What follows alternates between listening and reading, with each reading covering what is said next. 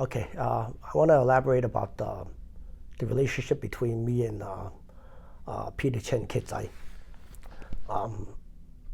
As everybody know by now that watch my videos, in my interviews, I call him my uncle. There's a story to it. Right. First of all, in Chinese tradition, he's older than me, and he's actually my father's friend. So it's automatic that I have to pay the respect and call him uncle. What else am I going to call him? Kidzai, that's very disrespectful. So in Chinese tradition, that's how it is. He's my father's friend. He's older than me, so automatically I will call, out of respect, I will call him Uncle Kid or Uncle Pete. All right. So how did my father and him became friends? Well, actually, how did my father get attached to a businessman in Chinatown? How did he get involved with the Ghost Shadow? So this is how it is. So during the 70s, my father, he's a pretty freaking smart person, smart guy. He knows how to make money, use the environment around him and the people, and generate income, make different types of hustle, and he can make money. He makes money. So one of his ventures that he have is underground gambling houses in Chinatown.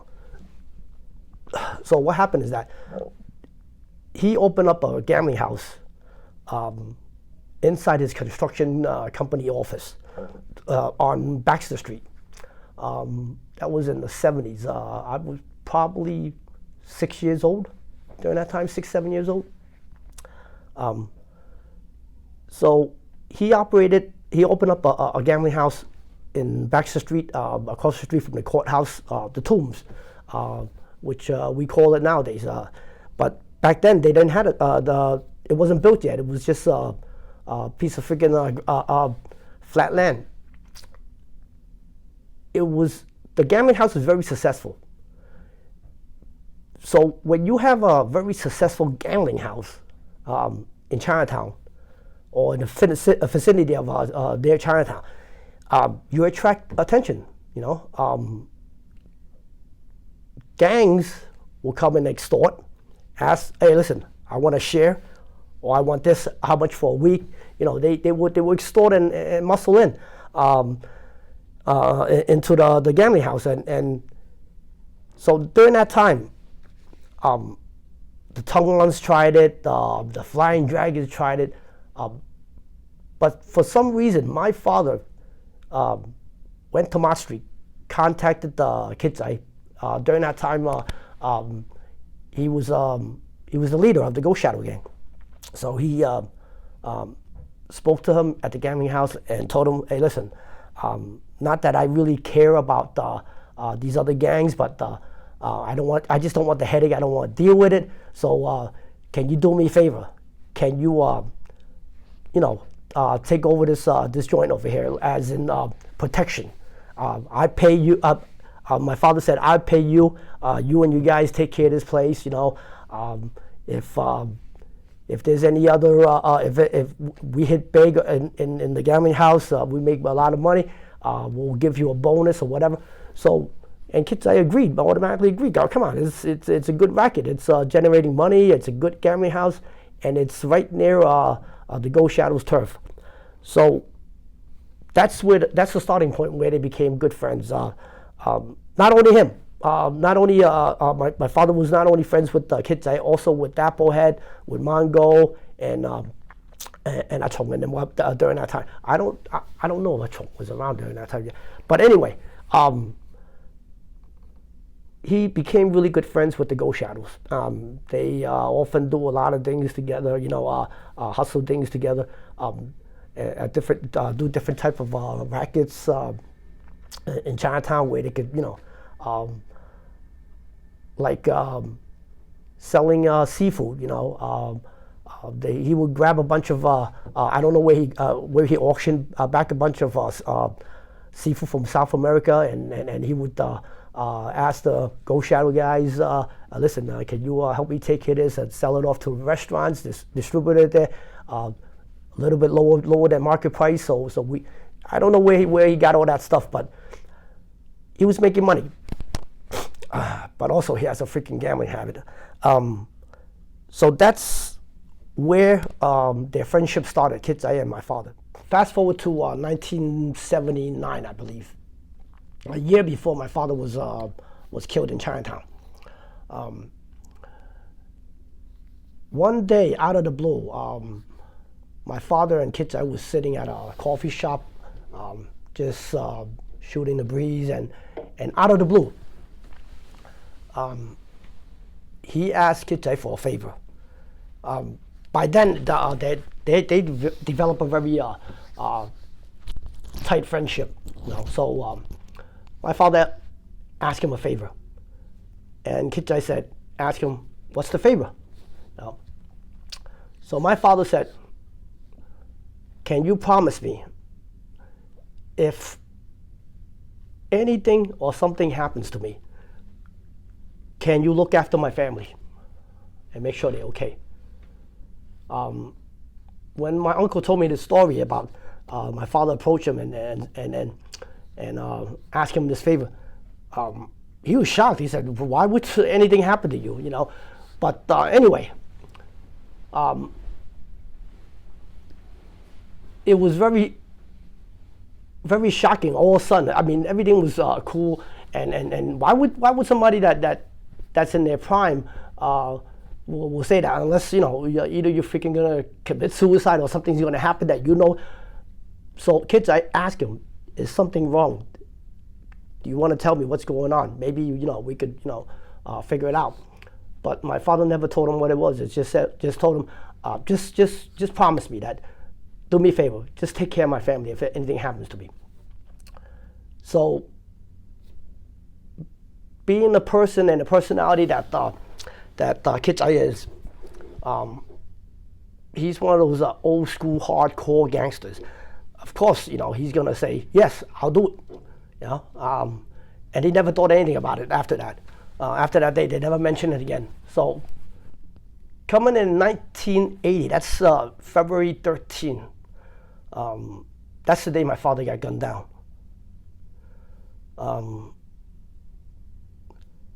It was kind of a snowy night, and well, actually, it was down at Canal Street at was it Canal and Center Street? There's this across the street from used to be optical eyeglass place across the street. Second floor used to be back in the days. It was a nightclub. It was called 東方夜總會. My father had a share in it. So because he has a share in it, and he knows construction and a lot of electrical work, the duty falls on him if anything breaks or whatever. So something was that night we were at home having dinner, and all of a sudden my father got a phone call saying that one of the workers told him, "Hey, listen, Peter, go. For some reason, the door's jammed. The front door, we can't close it. Later on, I don't know what we're gonna do. Should we put some box over it or whatever? The glass is shattered. Can you come down and fix it, or do something about it, or take a look at it?" So right after dinner, my father went down there. It was probably like around 10:30, 11 o'clock. So we went down to Chinatown, drove from Brooklyn down to Chinatown to the nightclub. And while he was down there, he fixed the door jam or whatever the hell it was, and he parked his car across the street. So he went after he finished fixing it. He went across the street to hop in his car and leave. but for some reason the car wouldn't start. I don't know if it was cold or whatever. So he had the hood up, and he was checking the engine, the carburetor, whatever the hell it was. And then there, all of a sudden, there was a yellow taxi screeched right in front of him, and called out his name. He turned around, and the guy jumped out of the car and popped six shots in him. 5 shots actually. But he didn't die yet. And the guy jumped back in the car, in the taxi, and sped off. He didn't die once after he got shot. There was another cab driver that saw the incident, tried to chase after him, radioed the dispatch to call 911. So that's why my father didn't die after he got shot. The cops came, took him. The ambulance came, took him to the hospital, and then NYPD came to my house, knocked on my door, told my mother, "Hey, listen, your husband is got gunned down. He's in the hospital. I think you should go see him." So my mother went down to the hospital, and actually it was February 14, 1:15 or something like that. He hanged on long enough for my mother to see my mother before he passed away.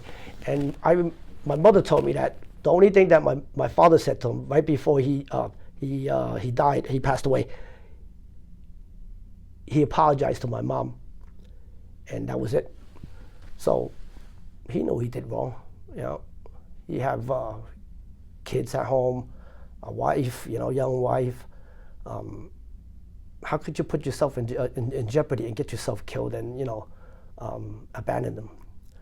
So immediately after that happened, the Ghost Shadows found out about it. The kids I found out about that my father got gunned down. They tried to find out what's going on, who shot him, who killed him, but there was no. They couldn't find any. They had no idea, no clue. So the only thing that was on his mind was that he made me promise, to look after the family if anything happens to him. Well, something happened. Fuck. So he kept his promise, and he went to my house and with a lot of guys and talked to my mom, and he actually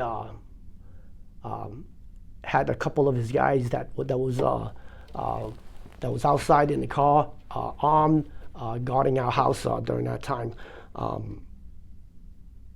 I never knew about that. My father making kids, I promise, to look after us, and shit, it was a fucking burden for 30-something years, 40 years, on Kid Jai's shoulder.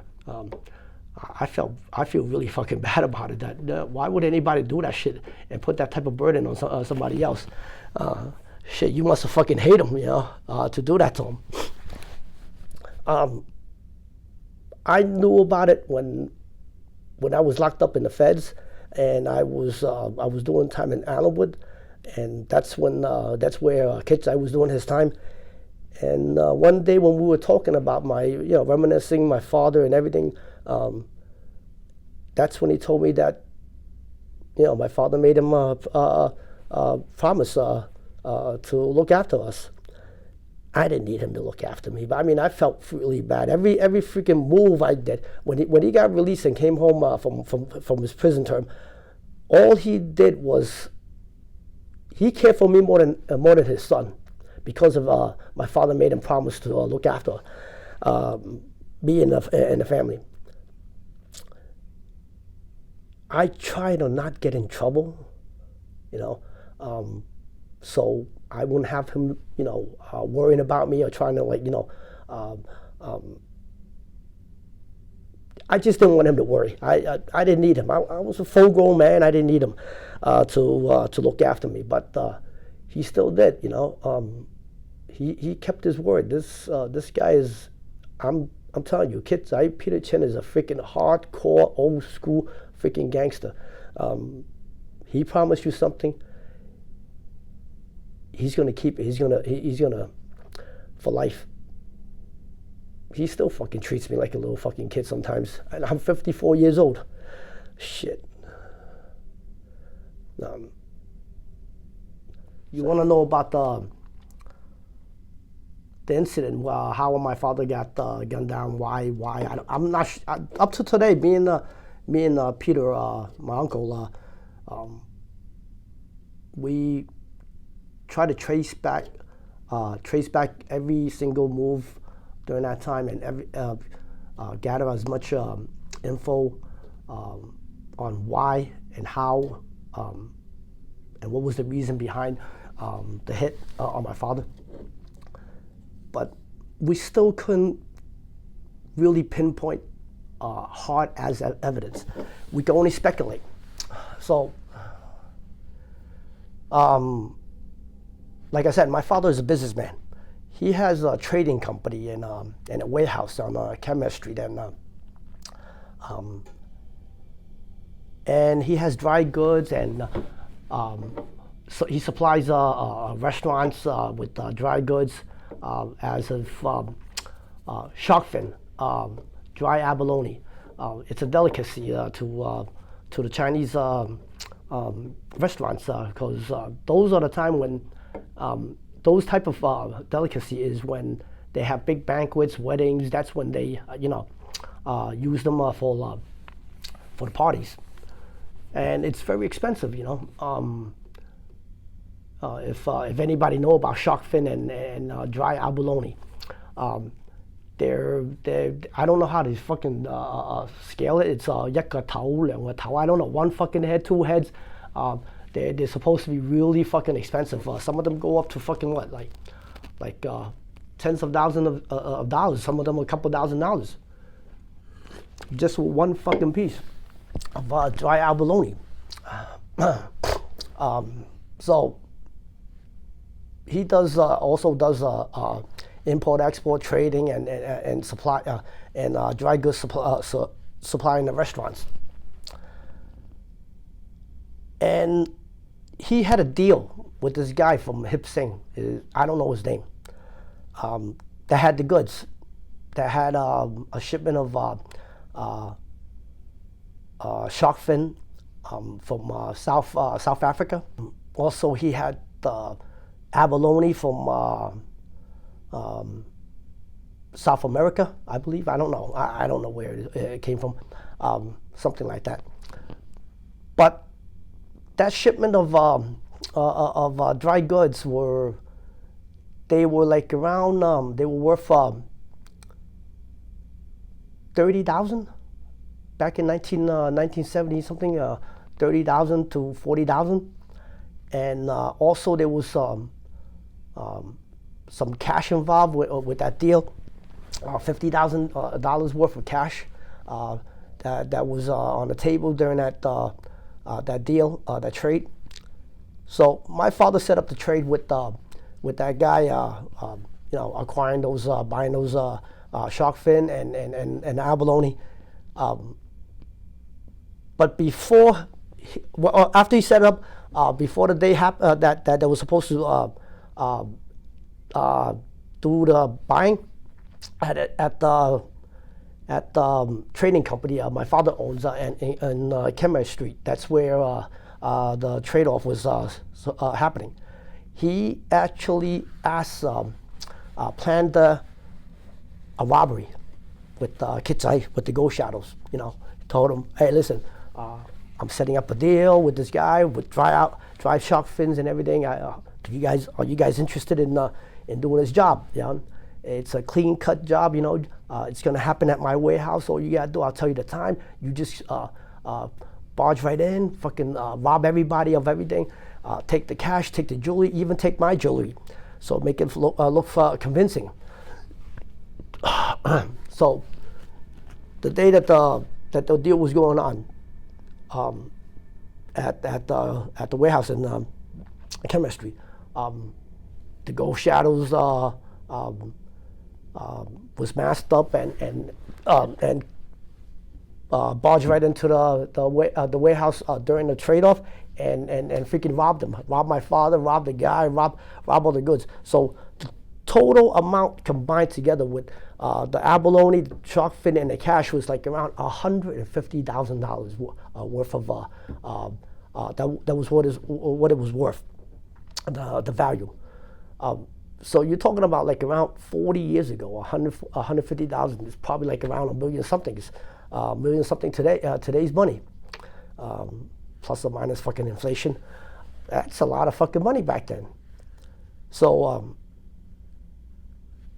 the Ghost Shadows robbed the deal, snatched everything, took everything, and afterwards, kids said, met up with my dad and said, hey, listen, cash is here, the goods are here, you know. So my father said, yo, listen, take care of the goods, sell it off to the freaking restaurants, you know, whatever you, do whatever you like with it, and keep the cash. And it freaking shocked the kids. I said, what? Don't you want some back, you know? He didn't want none, nothing at all. He didn't want the merchandise, he didn't want the cash. Why would you fucking set something up like this to rob somebody and not fucking take any money back or whatever, you know, get your cut or get your share? So kids, I found it really fucking funny, but you know, he didn't ask. He said, okay, whatever. You know, are you sure you don't want none? He said, yeah, it's all for you guys. He was fucking confused, but what the fuck, you know, he was young. He was a young guy during that time. He's like, you know, fucking, since you don't want it, I'll keep it, you know. I'll keep all the money. And he got his jewelries back. His Rolex, his diamond ring, and his freaking necklace with a jade heart in it. But the fucked up thing that my father did is that a couple days after the robbery, people seen him wearing a fucking the Rolex and his diamond ring, and his gold chain with the jade emblem.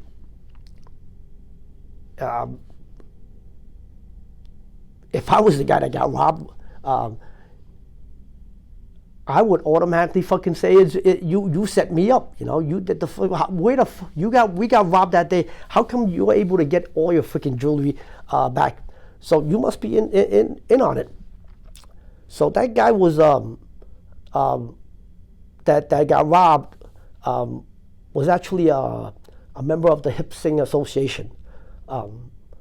So automatic, he went up there and complained to Uncle Benny, Uncle Seven. And listen, I got robbed. Freaking this guy, Peter Wall. I think he's in on it. Everybody got robbed. All our jewelry got taken. But somehow, freaking 3 days later, he's wearing that shit. You gotta, you know,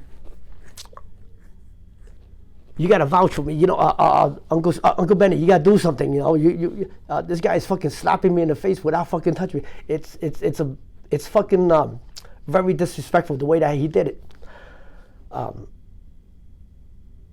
So Uncle Benny, Uncle Seven, sent some guys and summoned my father to go to Hip Sing for questioning. Now that guy was an Ing too. The same last name as Uncle Benny. So their family is related. Back in Toisan, back in China, the Toisan village. I think he calls Uncle Benny Kao Fu or something like that, or Asuk or whatever, Tong Asuk. But in actual reality, my father is also, our family is also related to Uncle Benny in a way. My grandmother, my father's grandmother, is Ing, NG, and came from the same village as Uncle Benny. So, according to the, what do they call the freaking the Zhou? What do they call that? Back in China, they have this in the village, whenever Jokpo, okay, the ancestral temple. So according to the what you call it, Uncle Benny is actually my grandmother's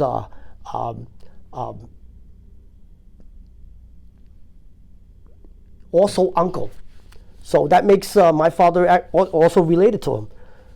So when my father got someone up to Hip Sing Association to answer, to see Uncle Benny. So Uncle Benny asked him, listen, Peter, well, what did you do? Are you involved? Did you do it? And at first my father denied it, right? He said no, and Uncle Benny said, how the fuck did you get all your jewelry back when everybody got robbed? He said, I got some friends, and they looked out for me. That gave it away already. Fucking looked out for you. Who the fuck is your friend that looked out for you and gave you back your jewelry? So the guy that got robbed, because he's a Hip Sing member, he started freaking yelling and fucking throwing a fit and cursing my father out. And then my father, got fed up with all that shit and said, you know what, fuck you. So they started arguing. And then Uncle Benny shut down the argument, told them both, this is what's going to happen. Your mother is my niece. Your father is my nephew. Saying to my father is my grandmother is Uncle Benny's niece, and the other guy, his father was actually a nephew too. So I don't care about it. I don't want to be involved. Don't put me in the middle. I don't know who to help, whose side to take. So Uncle Benny said, you know what, you guys are on your own. So when Uncle Benny said that, it also gave the okay to the other guy that got robbed. Listen, do what the fuck you have to do if you want to. Just don't have me involved, because this kid, even though he did wrong, obviously, he's still blood related. So Uncle Benny said, you know what, you guys on your own. You take care of yourself. Not my problem no more. Don't get me involved. So that incident, when me and Peter Chin was my uncle was talking about it, when he was telling me that story, pretty much he thinks it's because of that robbery that my father set up that got him killed. But he had no idea why did he rob the guy and not take anything. What was the reason? Nobody knows. It's fucking weird. So during that time, me and kids, I kept on thinking and try to gather info, try to figure out who really did it. The only people that we came to the conclusion and speculate that did the hit was Flying Dragons. Took the hit. And the person that my uncle remembered that had the freaking yellow cab was they call Xiu Ho Ma, Little Hippo. That he was one of the Flying Dragons that was driving a yellow taxi. But that guy's dead anyway. Xiu Ho Ma got freaking killed anyway. If I knew all this shit when I was young, I don't think I would have fucked myself in the head and become a fucking gangster trying to find out what happened to my father. I would have just let it go and try to instead of being a gangster, I probably would have stayed in school if I knew what I knew today. You asked me if I regret taking this route, and 54 years old, wasted fucking 40 something years of my life.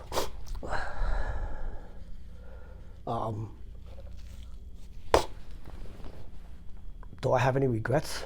The only thing I regret was not being a son to my mother all these years. Not being a brother to my two sisters.